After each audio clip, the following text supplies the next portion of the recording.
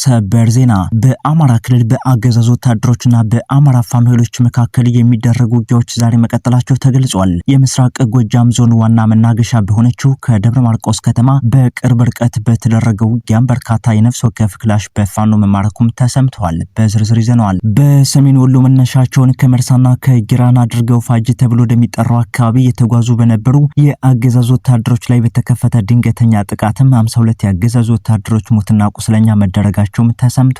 በትንታኔ ይዘነዋል። የአገዛዙ ቀኝ እጅ እንደሆነ የሚነገርለት አንድ ኮሎኔል ከነ አጃቢዎቹ በአማራ ፋኖ ኃይሎች በተፈጸመበት የተጠና የደፈጣ ጥቃት መሸኘቱ ታውቋል። በቆይታችን እንመለከተዋለን። በክልሉ በተፈጠረው ወቅታዊ የጸጥታ ችግር ሳቢያም ፖሊስ ኮሚሽነሩ እጃቸው አለበት በሚል ተጠርጥረው በቁጥጥር ስር መዋላቸውም ተነግረዋል። ሌላኛው የዜና መጽሔታችን አበይት አካል ነው። በሌላ በኩል የኦሮሚያ ክልል መንግስት 12 ኮንቴነር የጦር መሳሪያ ግዢ መፈጸሙን ለጉዳዩ ቅርበት ያላቸው የመረጃ ምንጮችም ገልጸዋል። እነዚህና ሌሎችም መረጃዎች በቆይታችን በስፋት ይደመጣሉ።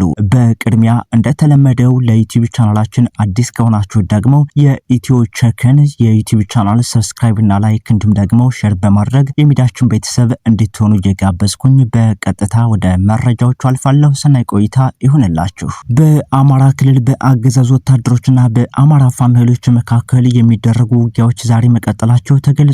የምስራቅ ጎጃም ዞን ዋና መናገሻ በሆነችው ከደብረ ማርቆስ ከተማ በቅርብ ርቀት በተደረገው ውጊያም 2 ድሽቃ፣ 1 ሞርተር፣ 4 ብሬና ስናይፐር እንዲሁም በርካታ የነፍስ ወከፍ ክላሽ በፋኖ መማረኩም ተሰምቷል። ከፍተኛ ቁርጠኝነትና ጀግንነት ታይቶበታል በተባለው በዚህ ውጊያም ከአንድ ሙሉ ሬጅመንት በላይ የጸረ አማራው ብልጽግና ቡድን ተላላኪ ሰራዊት ወደ ላይኛው መሸኘቱን የመረጃ ምንጮችም ገልጸዋል። 206ኛ ኮር 14ኛ ክፍለ ጦር በደብረ ማርቆስ ከተማ ባደረገው የቦምብ ጥቃትም 6 ፖሊሶች ሲገደሉ 2 ያገዛዙ አገልጋይ ፖሊሶች ከባድ ቁስለኛ ሲሆኑ 1 ፓትሮል መኪና ተማርኳልም ተብሏል። በተመሳሳይ መረጃ በሰሜን ወሎ መነሻቸውን ከመርሳና ከጊራና አድርገው ወደ ፋጄ ተብሎ ወደሚጠራው አካባቢ የተጓዙ በነበሩ የአገዛዙ ወታደሮች ላይ በተከፈተ ድንገተኛ ጥቃትም 52 ያገዛዙ ወታደሮች ሞትና ቁስለኛ መደረጋቸውም ተሰምቷል። ከሟቾቹ ወታደሮች መካከል በቁጥር 30 አስክሬን በፋኖና በአካባቢው ማህበረሰብ ስርዓተ ቀብሮ ሲፈጸም አገዛዙ የ10 ወታደሮችን አስክሬን ብቻ ይዞ ነው መሸሽ የቻለው ተብሏል። ባለሽርጡ ክፍለ ጦር ታህሳስ 24 ቀን 2018 ዓመተ ምህረት ተጋድሎ በድል ታጅቦ ቀጥሎ የጥላት ኃይል ላይ ተጨማሪ ሰብአዊና ቁሳዊ ኪሳራ በማድረስም 6 የነፍስ ወከፍ ክላሽ መማረኩም ተነግሯል።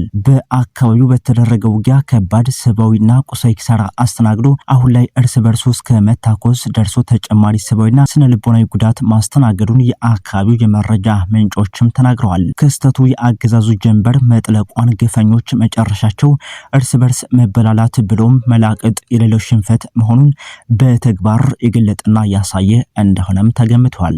በተመሳሳይ በዚህ ፋጅ ተብሎ በሚጠራው አካባቢ ታህሳስ 18 ቀን አመሻሹን 11 ሰዓት ከ30 ደቂቃ አካባቢ በተፈጸመ ደፈጣ ጥቃትም ማረጉ በውል ያልታወቀ አንድ ከፍተኛ ወታደራዊ አዛዥ ከነ አጃቢዎቹ መገደሉን የመረጃ ምንጮችም አስታውሰዋል። በተያያዘ ዜና ኮሎኔሉ ከነ አጃቢዎቹ በአማራ ፋኖ ኃይሎች በተፈጸመበት የተጠና የደፈጣ ጥቃት መሸኘቱ ታውቋል። አፋብሃ ደቡብ አማራ ቀጠና አሳምነው እዝ አጼ ዘርዓ ያዕቆብ ኮር አንድ በፍቃዱ በላይ ክፍለ ጦር የተሳካ ኦፕሬሽን በመስራት የአገዛዙን ኮሎኔል ጨምሮ በርካታ ኃይል መሸኘቱን የተገለጸው ታህሳስ 24 ቀን 2018 ዓመተ ምህረት ከጮካ ወደ ደራ ጉንደው መስቀል ያገዛዙን ቅጥረኛ ኮሎኔል ይዞ በመጓዝ ላይ በነበረ ፓትሮል ላይ በአማራ ፋኖ ኃይሎች በተወሰደው የተጠና የደፈጣ ጥቃትም ኮሎኔል ጌትየንና የሻለቃ መሪውን ጨምሮ ከነ አጃቢዎቻቸው ህዝብ ላይ ጥቃት ሊከፍቱ በተሰማሩበት ሰዓት ነው ወደ የማይመለሱበት የተሸኙት የተባለው። በዚህ ኦፕሬሽን አንድ ይዙ 23ና ፓትሮል ከጥቅም ውጭ መሆኑንና በአገዛዙ ላይ ከፍተኛ ሰብአዊና ቁሳዊ ጉዳት መድረሱን የአካባቢው የመረጃ ምንጮችም ተናግረዋል። አገዛዙም የተሸኘውን ኮሎኔል አስክሬን ከጉንዶ መስቀል በሄሊኮፕተር አንስቶ መሄዱን ምንጮችም አመላክተዋል። በሌላ መረጃ የጋምቤላ ክልል ፖሊስ ኮሚሽነር በቁጥጥር ስር መዋላቸው ተሰማ። የጋምቤላ ክልል ፖሊስን በኮሚሽነርነት የሚመሩት አቶ ኡጉላ ኡጁሉ ትናንት አመሻሹን በቁጥጥር ስር መዋላቸውን ባለቤታቸው ወይዘሮ አሪያት ኡባንግ ለኢትዮጵያ ኢንሳይደር ተናግረዋል። የፌዴራል ፖሊስ አባላትን በጋምቤላ ከተማ ያሉ ተጠርጣሪዎችን በቁጥጥር ስር ለማዋል ትናንት ሐሙስ በተንቀሳቀሱም የፌዴራል ፖሊስ አባላት በጋምቤላ ከተማ ያሉ ተጠርጣሪዎችን በቁጥጥር ስር ለማዋል ሐሙስ በተንቀሳቀሱበት ሰዓት የተኩስ ድምጽ ይሰማ እንደነበር ነዋሪዎቹም ገልጸዋል። ስማቸው እንዳይጠቀስ የጠየቁ በጋምቤላ ከተማ መንግስታዊ ባልሆነ ድርጅት ውስጥ የሚሰሩ የከተማ የከተማይቱ ኗሪ ትናንት ከእኩለ ቀን በኋላ በፌዴራል ፖሊስ ተሽከርካሪዎች ሰዎች ታስረው ሲወሰዱ መመልከታቸውን ለኢትዮጵያ ኢንሳይደር እማኝነታቸውንም ሰጥተዋል። ከታሰሩ ሰዎች መካከልም በክልሉ ባሉ የመንግስት ተቋማት ውስጥ የሚሰሩና የጸጥታ ኃይሎች እንደሚገኙበትም አስረድተዋል። በትናንትናው ዕለት በቁጥጥር ስር ከዋሉ ተጠርጣሪዎች መካከል አንዱ የሆኑት የጋምቤላ ፖሊስ ኮሚሽነር በፌዴራል ፖሊስ አባላት ተይዘው ወደ ቤታቸው ለፍተሻ ከመወሰዳቸው አስቀድሞ በጋምቤላ ክልል ምክር ቤት ስብሰባ ላይ ነበሩም ተብለዋል። የኦሮሚያ ክልል መንግስት 12 ኮንቴነር የጦር መሳሪያ ግዢ መፈጸሙ ታውቋል።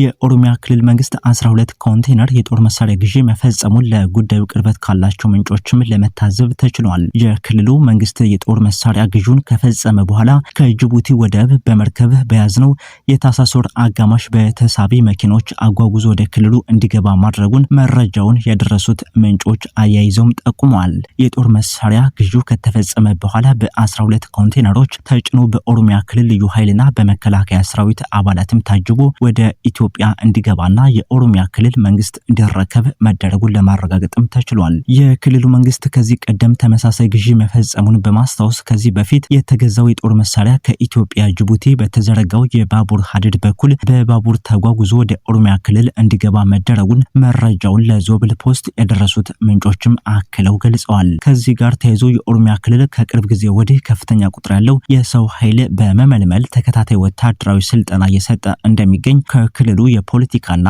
ወታደራዊ ጉዳዮች ጋር ተያይዘው የሚወጡ የተለያዩ መረጃዎችም ያመላክታሉ። ይህንን ተከትሎ የኦሮሚያ ክልል ከሰሞኑ የተረከበውና ከዚህ ቀደም የፈጸማቸው የጦር መሳሪያ ግዢዎች ዋነኛ ዓላማ በቁጥር እየጨመረ ከመጣው የክልሉ ወታደራዊ ኃይል ጋር ተመጣጣኝ የጦር መሳሪያ አቅርቦት እንዲኖር ለማስቻል ነው ተብሎ ይገመታል። ይህ በእንዲህ እንዳለ የኦሮሚያ ክልል የጸጥታ መዋቅሩን ለማጠናከር አገልግሎት ላይ ያውላቸዋል የተባሉትን የሜካናይዝድ ጦር መሳሪያዎችና ብረት ለበስ ወታደራዊ ተሽከርካሪዎች ከኢትዮጵያ መከላከያ ሰራዊት ውጭ ሌላ የክልል ጸጥታ መዋቅር ሊታጠቅም ሆነ ሊገለገልባቸው እንደማይችል የሚታወቅ ነው። መጽሔታችን የጦር መሳሪያ ግዢው ከየት ሀገር እንደተፈጸመ ለማወቅ ጥያቄ ያቀረበ ሲሆን የኦሮሚያ ክልል በተለያየ ጊዜያት የጦር መሳሪያ ግዢዎችን ከመፈጸሙ በዘለለ የግዢውን ተጨማሪ መረጃ ሂደት አላውቅም ሲሉ የመረጃ ምንጫችን ለሚዲያችን ጥያቄ ምላሽም ሰጥተዋል። ውድ አድማጭና ተመልካቾቻችን የሰዓቱ ዋና ዋና ዜናዎች ቀደም ሲል የተከታተላችሁትን ይመስሉ ነበረ። በሌላ የመረጃ ክፍለ ጊዜ ዳግም እስክንገናኝ ድረስ በእኛ በኩል ጤና ይስጥልኝ።